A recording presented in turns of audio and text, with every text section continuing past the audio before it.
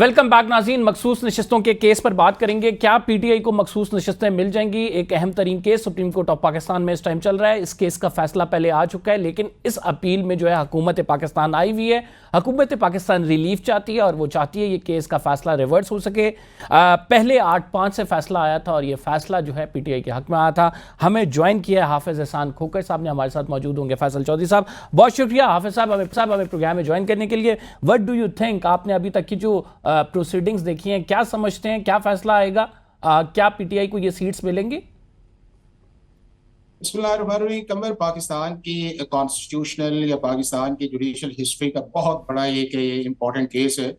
और आप इसका अंदाजा इस चीज से लगाएं कि जब से ये प्रोसेस जो है, ये एलोकेशन ऑफ रिजर्व सीट्स का जो है इलेक्शन कमीशन के अंदर 21 फरवरी 2024 से स्टार्ट हुआ है, तकरीबन 16 के करीब जजमेंट्स जो हैं वो इस पे आ चुकी हैं। चाहे उसके अंदर हाई कोर्ट है या आपकी इलेक्शन कमीशन के 2 फैसले, फिर हाई कोर्ट का फैसला, फिर उसके बाद लीव ग्रांटिंग ऑर्डर, फिर सुप्रीम कोर्ट का 8-5, फिर डाइसेंटिंग, फिर आपकी डिटेल जजमेंट, फिर उसके बाद क्लैरिफिकेशंस जो आई हैं। तो मैं ये समझता हूँ कि जो अब बेंच जिस तरह कॉन्स्टिट्यूट हुआ है, जो रिव्यू के सुन रहा है 13 मेंबर्स बेंच जो है, तो बुनियादी तौर पे सवाल उनके सामने 2 है। एक सवाल ये है कि क्या पाकिस्तान की सुप्रीम कोर्ट जो है उसे आर्टिकल 187 के ऊपर जाके फैसले करना चाहिए, और उस आर्टिकल 187 की लिमिटेशंस कितनी है जो आर्टिकल 175(3) जो कॉन्स्टिट्यूशन के अंदर है। साथ क्या पाकिस्तान की सुप्रीम कोर्ट जो है वो कॉन्स्टिट्यूशन के अंदर इंसर्ट ऑफ वर्ड्स कर सकती है, री राइटिंग ऑफ द कॉन्स्टिट्यूशन कर सकती है, या रीडिंग इनटू द कॉन्स्टिट्यूशन कर सकती है या नहीं कर सकती? एक ये सवाल है। दूसरा उसके अंदर सवाल ये है कि क्या आर्टिकल 51 के अंदर या आर्टिकल 106 के अंदर जो बुनियादी तौर पर लिखा हुआ है कि एलोकेशन ऑफ रिजर्व सीट सिर्फ उसी पॉलिटिकल पार्टीज को मिलेंगी जिसने इलेक्शन सिंबल के मुताबिक इलेक्शन लड़ा हो, और वो जो इलेक्शन एक्ट का 208 या 209 या 215 का सर्टिफिकेट उसे मिला हो, उसने विद इन टाइम जो है, जो सेक्शन 104 के अंदर अपनी नॉमिनेशन या लिस्ट जो है वो जमा करवाई हो, उसकी प्रॉपर सिक्योरिटी आई हो, और उसकी एक सीट जो है वो नेशनल असेंबली के अंदर आई हो ताकि उसको इंडिपेंडेंट कैंडिडेट्स ज्वाइन कर सकें।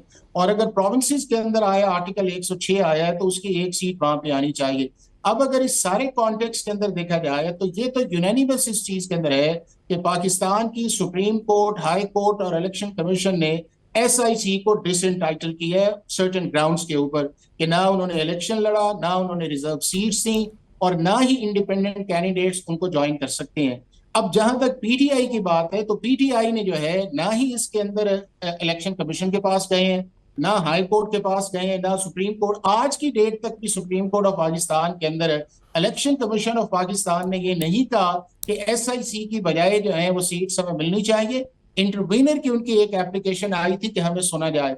तो मैं समझता हूं कि अगर इस कॉन्टेक्स्ट के अंदर देखा जाए तो जो सुप्रीम कोर्ट ऑफ पाकिस्तान का 22 जुलाई का फैसला था 2024 का, या उसके बाद जो है आपका अभी जो डिटेल्स आया सितंबर 2024 के अंदर, तो अगर इन सारों को देखा जाए तो मेरा ख्याल ये है कि अगर 3-4 जिस तरह फैसले आए हैं, जो आर्टिकल 62(1)(f) का आया है, आर्टिकल 63(a) का आया है, या उसके बाद जो है आपका जो है नैब अमेंडमेंट्स के ऊपर चीजें आई हैं, या प्रैक्टिस एंड प्रोसीजर के अंदर आया है, तो सुप्रीम कोर्ट ऑफ पाकिस्तान अपने उस फैसले को जो 22 सितंबर को एक डिटेल्स आया है उसको रिवर्स करेगी, और उन्हीं बुनियाद के ऊपर करेगी कि पाकिस्तान की सुप्रीम कोर्ट जो है इसका काम री राइटिंग ऑफ द कॉन्स्टिट्यूशन नहीं है, रीडिंग इनटू द कॉन्स्टिट्यूशन नहीं है, इंटरप्रिटेशन ऑफ द कॉन्स्टिट्यूशन है। और पीटीआई जो है उसने किसी भी फेज पे अप्लाई नहीं करा, हाफिज साहब, डू यू थिंक कि किसी भी जमात को, हाफिज साहब डू यू थिंक किसी भी जमात को टेक्निकल नॉकआउट किया जा सकता है on the basis of technicalities? आप उसको पूरी जो है जमात को टेक्निकल नॉकआउट कर सकते हैं? कमर देखें, ये टेक्निकलिटीज नहीं है, ये आर्टिकल 51 या आर्टिकल 106 की प्लेन लैंग्वेज है। अब जो 22 जुलाई की जजमेंट आई या उसके बाद 22 सितंबर की जजमेंट आई, उसके ऊपर टेक्निकलिटीज गई थी आर्टिकल 17(2) के ऊपर। और आर्टिकल 17(2) जो है कि आप किसी भी पॉलिटिकल पार्टी को ज्वाइन कर सकते हैं, लेकिन उसके अंदर जो है, जो आपने विल ऑफ द पीपल को आपने उस लेवल पे जाके किया जो certain limitations of the law या कॉन्स्टिट्यूशन है। अब ये है कि आर्टिकल 17 का कमर आप ओवर राइडिंग इफेक्ट जो है वो आर्टिकल 51 या आर्टिकल 106 पे तो नहीं दे सकते ना, या आर्टिकल 151 या 106 जो है उसका ओवर राइडिंग इफेक्ट जो है वो आप कर दें, आर्टिकल 187 के ऊपर जाके कर दें, या 175(3) जो है आप सारी चीजों को बुलडोज करके कर दें, तो सुप्रीम कोर्ट जो है बुनियादी तौर पे जो है उसका काम यह है कि जो प्लेन लैंग्वेज है कॉन्स्टिट्यूशन के लॉ की उसके मुताबिक फैसला करे, और अगर वो समझती है कि उसके अंदर प्रॉब्लम है तो इंटरप्रेट करे। लेकिन सुप्रीम कोर्ट जिन फैसलों का मैंने आपको इशारा किया है वो सारे के सारे फैसले ऐसे थे कि जिसके तो यू एग्री के आर्टिकल 187 पे कंप्लीट जस्टिस पे नहीं जाना चाहिए? एज ए कॉन्स्टिट्यूशनल मेकर की तरफ आप मैं आपसे सवाल करता हूं, मैं हाफिज साहब आपकी तरफ आता हूं, आर्टिकल 187 के हवाले से मैं पहले चौधरी साहब से पूछ लूं। जो है वो नहीं है जी हाफिज साहब, मैं आपकी तरफ आता हूं, मैं चौधरी साहब से पूछ लूं। चौधरी साहब, आप क्या समझते हैं कि मखसूस नशिस्तों का case supreme court of Pakistan में लगा हुआ है, do you expect any relief? Thank you कंबर। सबसे पहली बात तो ये है कि ये बेंच किन रूल्स के तहत बना, किस कानून के तहत ये बेंच फॉर्म हुआ है। अगर ये सुप्रीम कोर्ट रूल्स के तहत बेंच बना है तो फिर तो ये सेम बेंच होना चाहिए, और जो रिव्यू है, नज़रसानी जो है, वो ऐसे नए बेंच के सामने नहीं जा सकते। तो पहला एतराज़ तो मेरा ये है कि जुरिस्डिक्शनल जो एस्पेक्ट है उसकी हर्डल को क्रॉस किए बगैर आप मेरिट के ऊपर कैसे ये केस सुन रहे हैं, और ये गालिबन सर वो टाइम चल रहा है, केस तो कंक्लूड होने लगा है, मतलब ये नहीं वो देखिए कंक्लूड तो फिर सुनने की क्या ज़रूरत थी।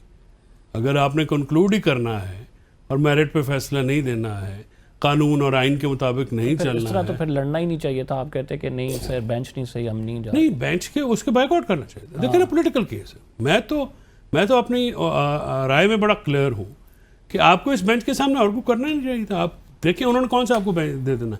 26वीं तरमीम के बाद अगर पीटीआई को या अपोजिशन को अदलिया से रिलीफ का कोई तोको है तो मैं समझता हूँ कि वो हमको की जन्नत में रहते हैं। ये मुल्क आइन के मुताबिक नहीं चल रहा, ये मुल्क कानून के मुताबिक नहीं चल रहा, ये मुल्क अदलिया की आज़ादी के ऊपर नहीं चल रहा, ये माइट पे चल रहा है, डंडे पे चल रहा है, और डंडा ही इधर का पीर अभी तक वही फैसले कर रहा है। और बचगाना किस्म की जो हैं वो इसकी तौज़ीहात दी जाती हैं, इसकी वजूहात दी जाती हैं। यानी आप ये कह रहे हैं कि विल ऑफ द पीपल को डिफीट कर दिया जाए और supreme court technical knockout they. Will of people जिसको आपने साजिश के तहत काजी फाइज ईसा ने छीना पाकिस्तान के लोगों से।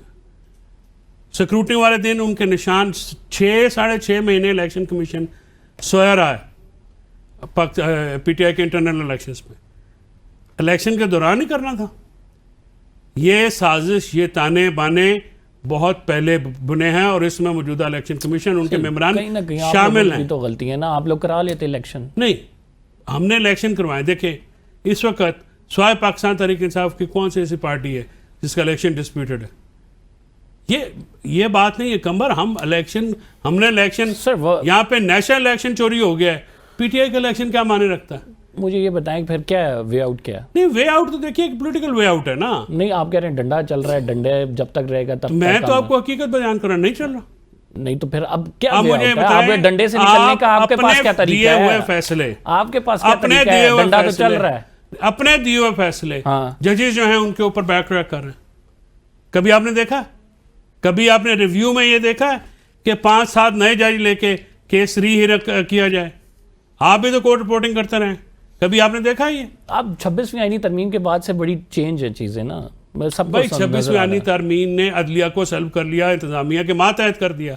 अब कोई जज अगर जुर्रत करेगा, जुडिशल कमीशन का इजलास होगा, वहां पे मेजोरिटी से उठा के बाहर फेंक देंगे। और जजेस जो हैं तो हाफिज साहब से पूछ लेते हैं। हाफिज साहब वो कह रहे हैं कि ये एक केस की बात नहीं है, या मैं एक केस में एक रिलीफ एक्सपेक्ट करूंगी, तो पूरी अदलिया का मसला है। मतलब ये एक लार्जर इशू है जिसको एड्रेस होना चाहिए, और उसमें या हाफिज साहब या फैसल चौधरी की बात नहीं है, इस मुल्क की अदलिया का मसला है, उसको हमने आइडेंटिफाई करके ठीक करना है। Do you agree? देखिए कंबर, एक तो ये है कि अगर अपने सियासी बात करनी है तो उसके लिए टीवी भी मुनासिब है, या उसके लिए मीनार पाकिस्तान भी मुनासिब है, परेड ग्राउंड भी मुनासिब है। और अगर हमने लॉ या कॉन्स्टिट्यूशन की बात करनी है तो फिर हमारे सामने एक सुप्रीम कोर्ट मौजूद है, और उस सुप्रीम कोर्ट के अंदर जो है SIC भी अपना स्टैंड प्रेजेंट कर रही है, उसके अंदर PTI भी मौजूद है, और दूसरी पार्टीज भी वहां पे मौजूद हैं। दूसरा उस चीज के अंदर ये है कि बार बार जो है चीजों को पॉलिटिसाइज करना जो है वो इस कॉन्टेक्स्ट के अंदर कि जी हम बेंच को नहीं मानते, हम ये नहीं मानते। देखिए आपके कॉन्स्टिट्यूशन की 26 कॉन्स्टिट्यूशन अमेंडमेंट आ चुकी है। उस अमेंडमेंट के बाद जो जुडिशियल रिव्यू का कॉन्सेप्ट है वो आपकी आर्टिकल 191(3) के नीचे जाएगा और वो जो कॉन्स्टिट्यूशन बेंच का हिस्सा होंगे वो आएंगे। अब अगर जाएंगे कि जी 26वीं आईनी तरमीम आई क्यों है, अब ये है कि हमारे चौधरी साहब तो उस प्रोसेस के अंदर है नहीं है, ना उधर थे ना अभी लीगल टीम के अंदर है।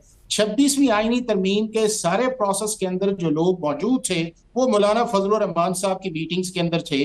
वहां के ऊपर ये जुडिशियल कमीशन भी बना, वहां के ऊपर इसकी कॉम्पोजिशन भी डिस्कस आई, उसके अंदर इसकी जो है वो एलोकेशन किस तरह आएगी वो भी सारा उस प्रोसेस के अंदर आया। तो अगर वो सारे मौजूद थे और वो सारे पीटीआई के स्टॉलवर्ड थे तो उस प्रोसेस को बाइकआउट कर देते ना कि ये हम मौलाना साहब आपके साथ नहीं चल सकते। ये चीजें जो है वो चूंकि उस वक्त एजेंडा एक ही था और वो ये था कि काजी फाइज ईसा इस मुल्क की कॉन्स्टिट्यूशनल कोर्ट का चीफ जस्टिस नहीं बनना चाहिए, क्योंकि 65 की बजाय 68 ईयर्स एज थी।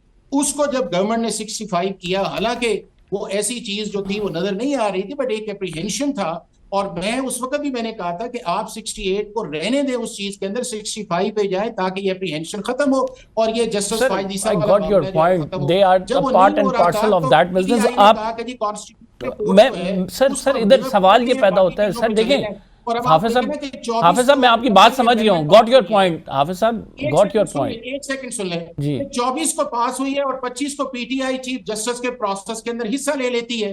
तो जो हिस्सा ले रहे हैं या उस प्रोसेस के अंदर है पहले वो तो अपना फैसला कर लेना, और अभी भी जो फैसला कर रहे हैं कि जी ने हिस्सा भाई जो ले रहे हैं या तो वो बाहर आ जाए ना, जिस तरह आपने भी कहा कि आप क्यों उन प्रोसीडिंग्स को ज्वाइन कर रहे हुए हैं, इतने लंबे लंबे आप आर्गुमेंट्स कर रहे हैं और कॉन्ट्राडिक्टरी आर्गुमेंट्स कर रहे हैं। इस केस के अंदर एसआईसी का रिव्यू तो बनता ही नहीं था और आप 2-2.5 दिन से लगा रहे हैं उस चीज के अंदर। रिव्यू सिर्फ बनता है पीटीआई का, क्योंकि पीटीआई को एडवांटेज उस चीज के अंदर आया था और पीटीआई ने आर्टिकल 17(2) को एक्सप्लेन करना था। जब एसआईसी भी उस चीज के अंदर जाए, कॉन्ट्राडिक्टरी आप उसके अंदर आ जाए, तो मेरा ख्याल है कि खुदारा जजिस को या कोर्ट को या इंस्टीट्यूशन को उस हद तक मिलान न करें कि हम उसकी क्रेडिट खो दें या उसको जो है इतना डिस्क्रेडिट कर दें कि हम कहें कि इस मुल्क में लॉ भी नहीं है। हम हाफिज साहब एक छोटा सा ब्रेक लेते हैं, we will be right back after this short break. फिर मैं आप ऑफ पेपर के हवाले से सवाल करूंगा कि लोगों की जो मंशा है, जो लोगों ने अपना वोट दिया है, जो लोगों की रिप्रेजेंटेशन है, क्या सुप्रीम कोर्ट कोई भी फैसला करता है उससे रिप्रेजेंट होगी या नहीं, इस नजरसानी पटिशन का एक छोटे से ब्रेक के बाद।